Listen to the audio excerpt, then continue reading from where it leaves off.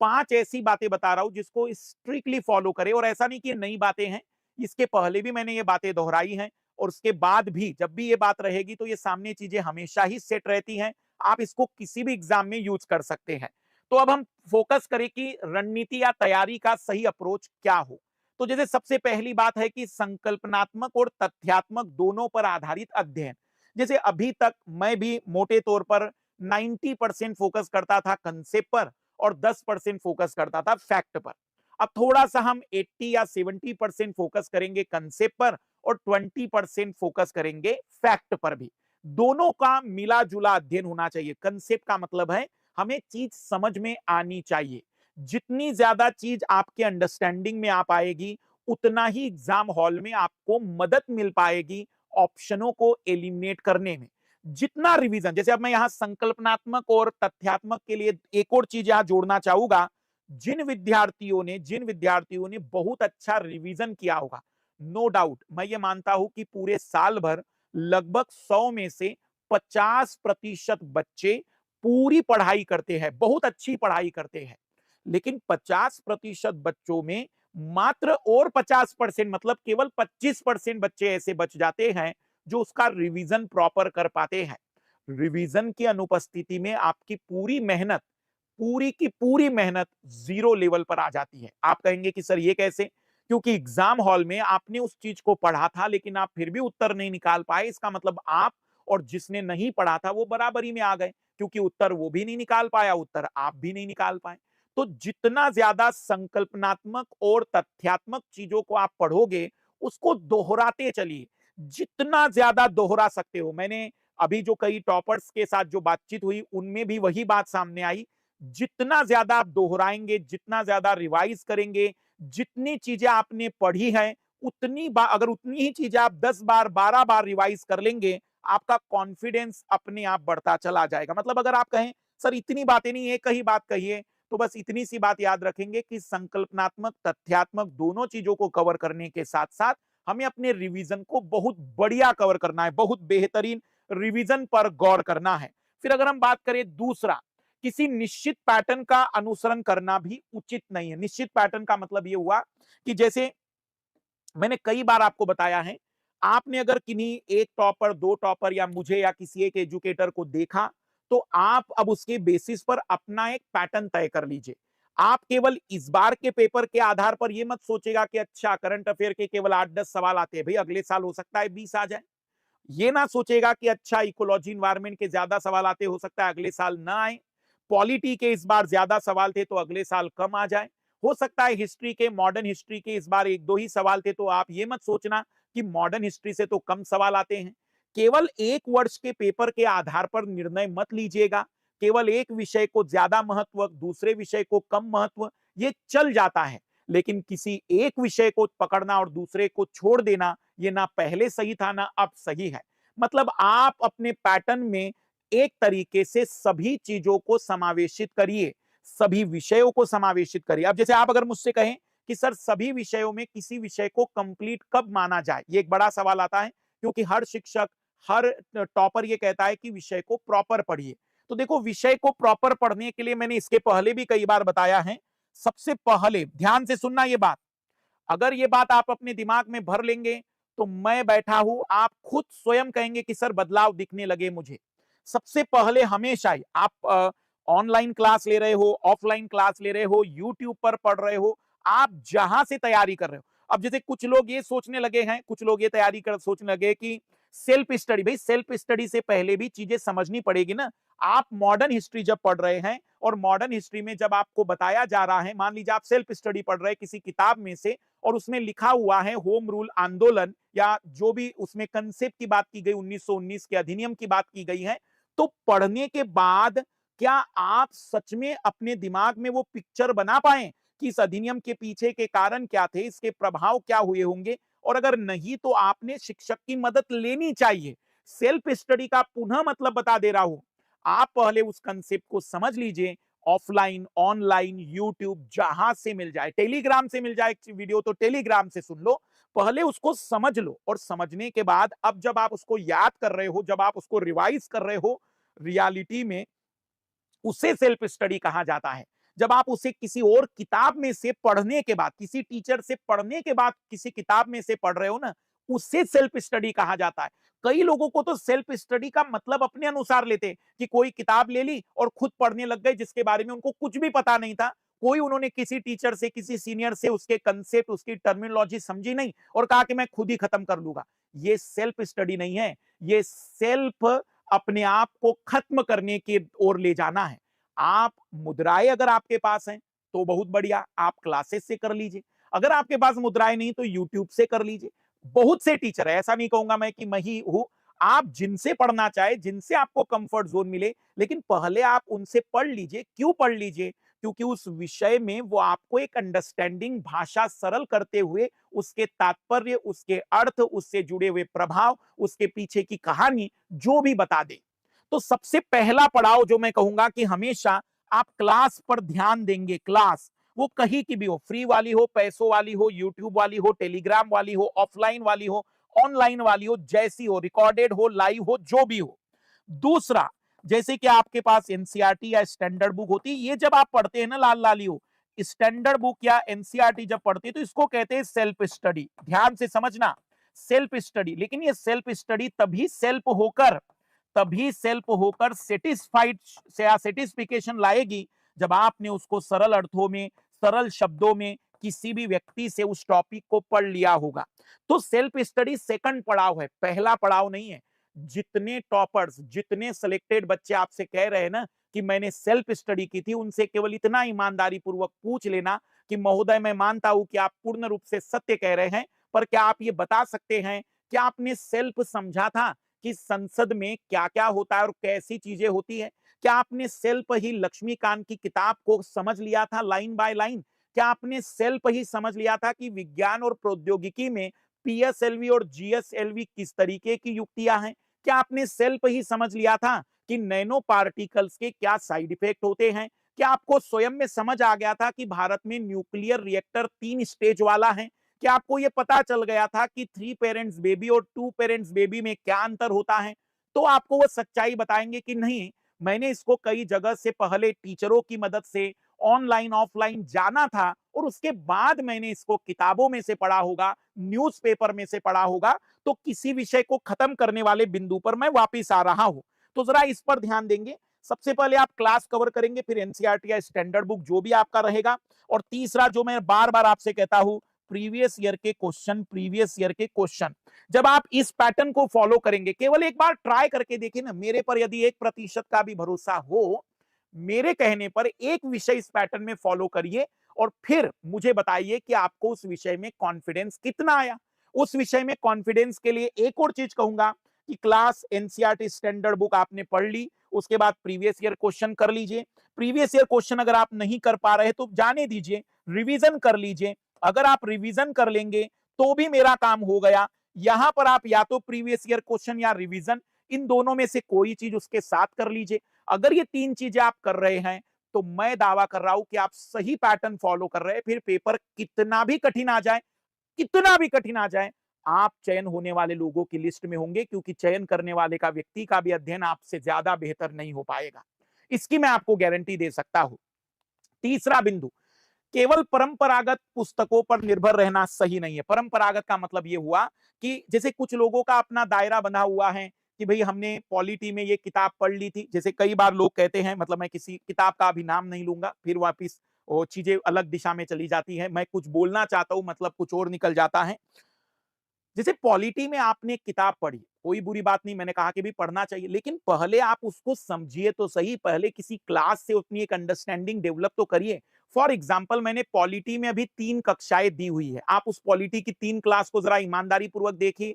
एक क्लास लगभग 9 घंटे की है, एक क्लास 6 घंटे की है, दूसरी तीसरी क्लास भी लगभग 6 घंटे की है। मतलब आप 21-22 घंटे की मैंने अभी क्लास दी है। अभी चौथा पार्ट उसका आएगा।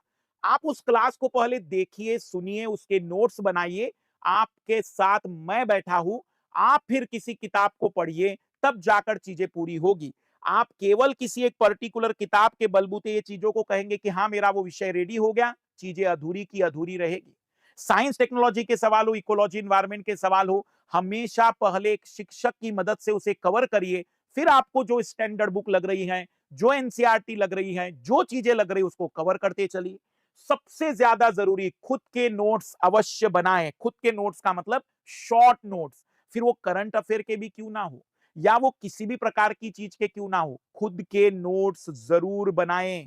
बार बार दोहरा रहा हूं, हर बार की तरह इस बार भी जब प्रीलिम्स नजदीक था तो कई बच्चों ने टेलीग्राम पर मैसेज किया मुझे कि सर क्या आपके किसी स्टूडेंट के नोट्स मिल सकते हैं। मैंने क्लासेस तो कंप्लीट कर ली है लेकिन मैंने नोट्स नहीं बनाए, तो अब मुझे रिवीजन करने में दिक्कत आ रही है।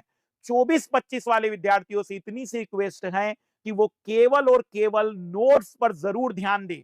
50% 60% आपका बर्डन यही है।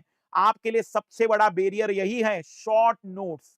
क्योंकि रिवीजन के दौरान आप पूरी एनसीईआरटी, पूरी किताबों को पुनः दोहरा नहीं सकते हैं, बल्कि आप रिवीजन के दौरान अपने नोट्स को बार बार याद कर सकते हैं।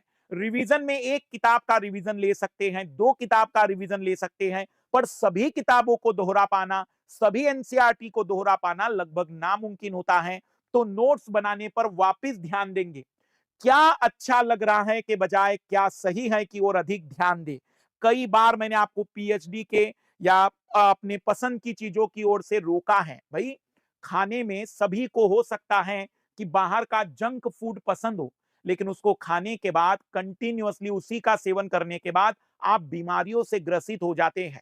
शरीर के लिए एक पोषक तत्व की जरूरत होती है। पढ़ाई भी कुछ ऐसी ही है। यूपीएससी हो या कोई भी अदर कॉम्पिटिटिव एग्जाम, इन सभी कॉम्पिटिटिव एग्जाम में सबसे ज्यादा जरूरी है आप हमेशा ही संतुलित वे में आगे बढ़े और ये ना सोचे कि वो आपको पसंद आ रहा है कि ना पसंद आ रहा है।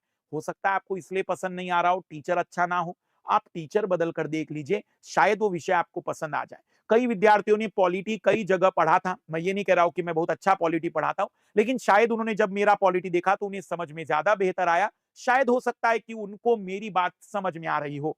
मैं ये कहना चाह रहा हूं कि ecology, environment, polity, science, technology, ये ऐसे सब्जेक्ट होते हैं लाल लालियों कि यहां पर आपको अगर पसंद नहीं आ रहे हैं, इंटरेस्ट नहीं आ रहा है, तो आपको मैं बाद में दोषी ठहराऊंगा। हो सकता है आपको शिक्षक ऐसा मिला हो जो उस तरीके की रुचि उत्पन्न ना कर पाया हो, तो मैं कहूंगा आप दूसरा टीचर पकड़ लीजिए। कोई दिक्कत नहीं है, यहाँ कोई रिश्ते नाते निभाने के लिए शिक्षकों के साथ मत जुड़िए। ये मत सोचिए कि ये शिक्षक ने क्या किया, उस शिक्षक ने क्या किया। देखो सब लोग पैसा कमाने के लिए बैठे हैं। आप इस सच को जितने जल्दी मान लो अच्छा है। कुछ लोगों की इमेच्योरिटी होती है, वो कहते हैं कि नहीं मेरा मास्टर पैसे कमाने के लिए नहीं बात करता है। भाई सबको पैसे कमाने ही है। ऑब्वियसली संसार इसी तरीके से चलता रहा है और ऐसा मैं नहीं कह रहा हूं। आप जितने देख लीजिए, मास्टर छोड़ लीजिए, आपके जितने भी अदर मतलब लोग भी हैं, अदर लोग मतलब अब आप समझ सकते हैं, जो प्रवचन देते होंगे, ज्ञान की बातें बोलते होंगे, वो नीचे हमेशा डालते होंगे कि ये कोर्स हमारा ले लीजिए या ये दान दे दीजिए या ये चीज करवा लीजिए। हर व्यक्ति को घुमा फिराकर मुद्राओं की जरूरत है। आप उस पर मत ध्यान दीजिए कि मेरा टीचर यहां था वहां था।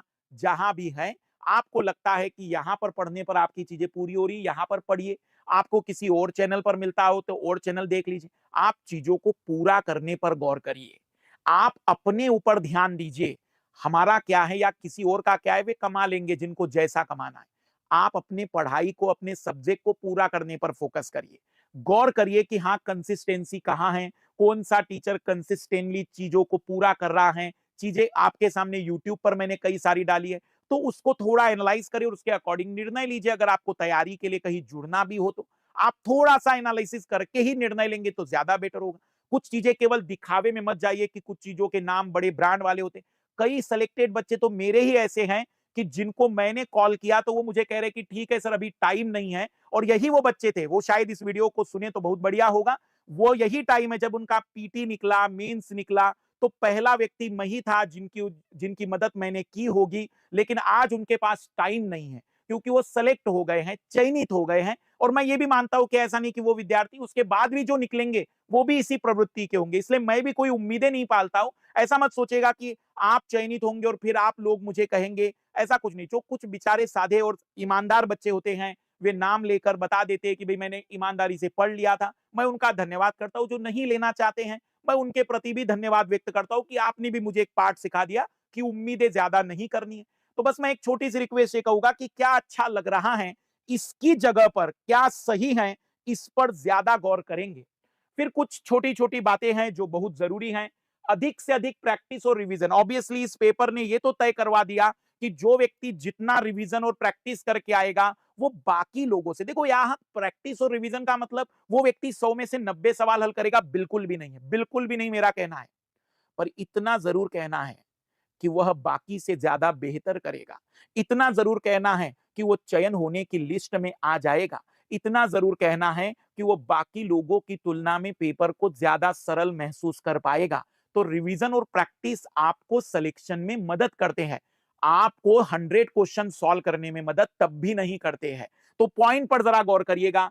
अपनी कंसेप्ट क्लियरिटी पर थोड़ा ज्यादा ध्यान दीजिए। जहां आपको लग रहा हो कि बेसिक चीजें समझ में नहीं आ रही हैं, 11 की एनसीईआरटी भी आप पढ़ सकते हैं। और खास करके इस बार जो प्रश्न आए हैं, अब उसके लिए अपनी मेंटेलिटी को प्रिपेयर करिए। और मेंटली ये भी मान लीजिए कि ऐसे झटके आते रहेंगे, ये तैयारी है। इस दौरान कई बार आपको निराशा का सामना करना पड़ेगा।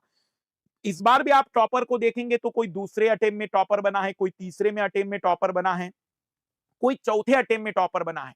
तो मैं ये कह सकता हूं कि कई सारे ऐसे विद्यार्थी हैं जो शायद चौथे अटेम्प्ट में सिलेक्शन ले पाए। तो ये उतार चढ़ाव है। यूपीएससी ऑब्वियसली दुनिया की कठिनतम एग्जामों में गिनी जाती है। तो ये झटके तो आएंगे, इसलिए इससे लिए मेंटली प्रिपेयर रखना है। अगर आपको लगता है कि आप इस तरीके के झटकों के लिए तैयार नहीं है, तो अपने आप को बताइए कि भाई अगर इतनी आसान एग्जाम होती तो फिर इसे दुनिया की कठिनतम एग्जामों में क्यों शामिल किया जाता। कमजोर विषय जो भी आपके वीक सब्जेक्ट है उस पर जितना हो सके ज्यादा ध्यान दीजिए। करंट अफेयर को चलने दीजिए, जैसे वीकली करंट अफेयर हो गया, मैगजीन्स हो गई मंथली वाली, उसको कवर करते चलिए। डेली का न्यूज़पेपर आधे घंटे तो जरूर पढ़िए और मंथली करंट अफेयर पर जरूर गौर करते चलिए। संतुलित और नियमित अध्ययन की आदत डालिए। नियमित 5-6 घंटे, 6 घंटे, 7 घंटे, जो आपको लगता हो कि आपके अंदर की ताकत है उतना तो आपको कवर करना पड़ेगा। आप भले ही किसी दिन 4 घंटे पढ़ो, लेकिन पढ़ो जरूर, ताकि अगले दिन आप 8 घंटे पढ़ के उस पिछले दिन की कमी को दूर कर सको। सफलता के लिए कोई शॉर्टकट ना पहले था ना अब है। लोगों की अनावश्यक सलाह से बचे।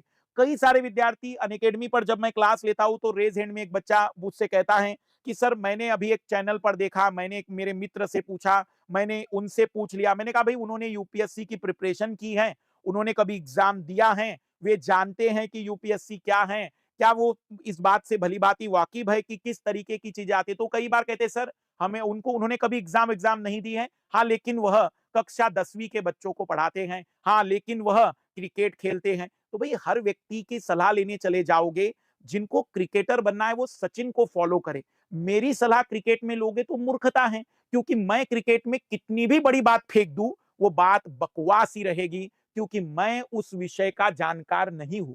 आप विराट कोहली को फॉलो करेंगे, आप सचिन को फॉलो करेंगे। अगर आपको एक्टिंग देखनी है तो आप बढ़िया से एक्टर्स को फॉलो करिए ना, कि आप सचिन से पूछने जाएंगे कि एक्टिंग कैसे की जाती है।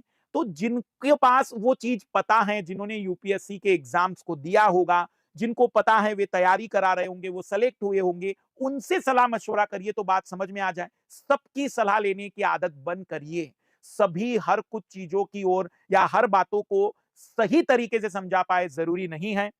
खुद पर विश्वास ज्यादा रखिए और थोड़ा लक्ष्य पर केंद्रित रहिए। बार बार स्ट्रैटेजी न बदलिए, बार बार रणनीति में परिवर्तन न लाए, और हर महीने 2 महीने में आप 100 मूल्यांकन की आदत डालिए। शांतिपूर्वक बैठकर तय करिए कि पिछले 30 दिन में आपने क्या क्या किया, कौन से विषय आपके पूरे हो गए, कौन से टॉपिक पूरे हो गए, कौन से टॉपिक का टारगेट सोचा था लेकिन नहीं हो पाया, कितनी जगह आपकी कमजोरियां दूर हो पाई। एक डायरी मेंटेन करिए ताकि आप बार बार अपने आप को एनालाइज कर सके।